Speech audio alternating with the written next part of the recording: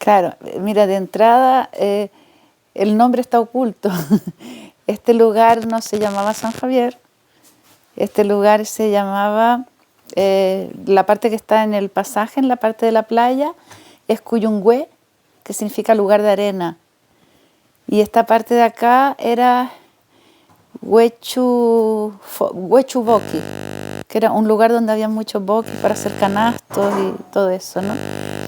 Eh, entonces, al ser un lugar de muchos boquis, ya antes de la llegada de los españoles, este era un lugar de encuentros, porque venían de muchas partes a buscar los boquis, se reunían con ese tema, ¿no? Entonces, es un lugar que aparentemente está aislado, está fuera de los circuitos. Eh, si ves, el camino no está pavimentado y ahora está un poquito decente. Antes no podían bajar ni subir autos, por ejemplo. Y a pesar de ese aislamiento, es un lugar que ha estado siempre, de alguna manera, conectado con el resto del mundo, ¿no? Acá llegaban los veleros, los botes de vela chilotes, de muchas de las islas, porque toda esta zona, desde Cuyungüe, allá en el pasaje, hasta Diagne, estaba llena de molinos.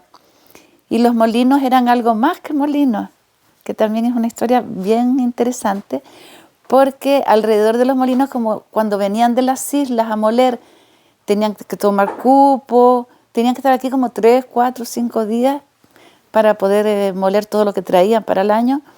Entonces se generaban fiestas alrededor de esos molinos, eran los centros sociales de encuentro, de tal manera que ahí se apalabraban los matrimonios para el año, por ejemplo. Por ejemplo, Tino, que él nació en la isla Boigue, su papá, su abuelo y su bisabuelo son de Boigue, pero su mamá, su abuela y su bisabuela son de acá, de San Javier, porque venían a moler y era el único sitio de encuentro de los jóvenes, ¿no?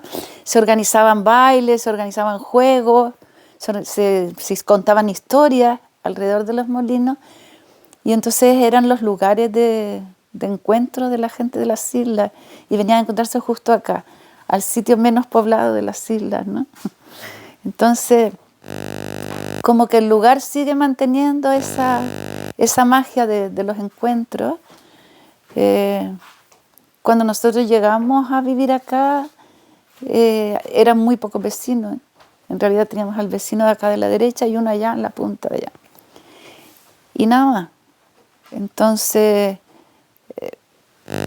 a pesar de eso, de que no había ni siquiera habitantes, bajaba gente porque bajaban a mariscar, bajaban a pasar.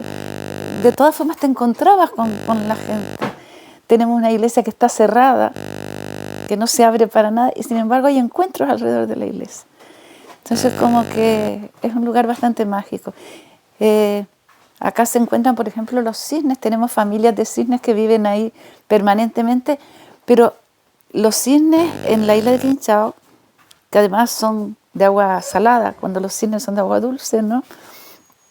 Están continuamente dando la vuelta alrededor de la isla. Pero estos no, estos están asentados acá y reciben la visita de los otros.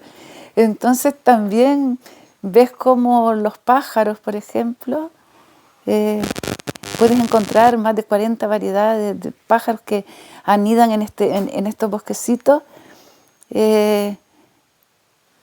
Incluso ciertos pájaros que no son de acá, que los ves que anidan. La yoica no es de acá, pero nosotros hemos tenido nidos de yoica, y milagrosamente, ¿no? Y luego hay una anécdota que sí quiero compartirles, porque estábamos recién llegados acá, estábamos aquí sentados, aquí afuera, y oímos un estruendo de terremoto tremendo, un ruido, no sabíamos lo que era. En lo primero que pensamos fue en un tsunami, en un terremoto, y cuando salimos eran bandadas de pájaros que venían migrando desde el polo sur hacia el norte, porque estaba empezando el otoño, el invierno, y era tal la bandada que no se veía el pueblo de enfrente, no se veía la isla de enfrente, ¿no? Era impresionante porque formaban una muralla, iban miles volando juntos, hay fotos por acá. Entonces, Claro, en esas bandadas, algunos, los más débiles, los más cansados, los más enfermos, iban quedando por el camino. Y entonces en esta playa también recogíamos náufragos del aire y muchas veces aparecen ciertas aves grandes. Por ejemplo, tuvimos un chorlito de Magallanes que quedó atrás porque parece que estaba cansado, tenía un ala un poquito estropeadita. Entonces, como que es un lugar donde se recoge a todos los náufragos del aire, de la tierra y de la vida, ¿no? ¿Está incluida? Yo incluida. Yo también soy un náufrago, una náufraga. Sí, porque fíjate que yo nací en las Islas Canarias, me crié en el desierto del Sáhara y vine a parar a Chiloé y a San Javier, ¿no? Al sitio más remoto, desde mi perspectiva canaria, el sitio más remoto que podía haber en el mundo. Y sin embargo, nada más llegar es como si uno siempre hubiese sido de este lugar. Hay algo acá que te hace sentirte uno con el bosque, con la playa, con la gente. Entonces es un lugar muy, muy especial, creo yo, que vale la pena conocer, aunque aparentemente no hay nada, porque aquí solo hay 3 o 4 casas y una iglesia cerrada, hay mucho más que no se ve.